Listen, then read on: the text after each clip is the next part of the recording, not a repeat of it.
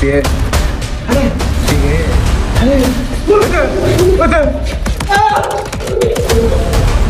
اجري يا ابراهيم فين؟ مش عارف. والله يا ابراهيم. ابراهيم يا اسطى ما طلعش يا اسطى. ما طلعش منين يا عم انت؟ انا قلت بقى انا مش لازم اخش المكان دوت غير لما اكون بصور لكم كل حاجه زي ما انتم شايفين. يعني انا داخل في اعتبار في ارض ايام الزومبي ولا ايه، ده ارض مهجوره ما فيهاش بني ادم، كلها كحل في كحل. صور لهم كده الارض كلها كحل في كحل، فاحنا بقى نخش عشان لو حصل اي حاجه يبقى احنا بنصور وانتم شايفين بيحصل لنا ايه، ولو متنا ادعوا لنا. يلا بينا. يا بوحه صباح يا بوحه. انا خايف. انا خايف اكتر منك. ايه انت خايف اكتر مني؟ ده انا خايف اكتر منك. ما انت خايف. انا المصور وخايف، ما بالك انت بقى؟ صح، اقنعتني بكلامك.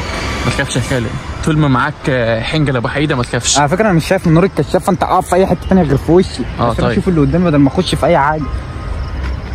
يا رب يا ساتر. انا ليه عمال اكل في صوابعي؟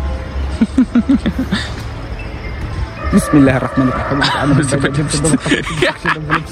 طبعا انتوا دلوقتي هتسالونا انتوا ايه الفيديو ما كملش ليه والكلام ده. لا احنا صورنا شويه لقطات كده في قلب الفيديو، بس في راجل طلعنا تقريبا هو دوت الغفير بتاع المكان او حاجه زي كده، منع ان هو التصوير في المكان دوت وقال لنا ان احنا نمشي حالا. والتصوير اللي احنا صورناه هناك لو نزل، فانا جبت لكم الحته الصغيره دي بس. التصوير الكامل لو نزل ممكن يحصل لنا مشكله ويحصل لنا حاجه، فاحنا قطعنا التصوير. وان شاء الله تستنونا في مغامره جديده، واشتركوا في القناه عشان احنا هنقدم شويه مغامرات كتير الايام الجايه دي. يلا بينا.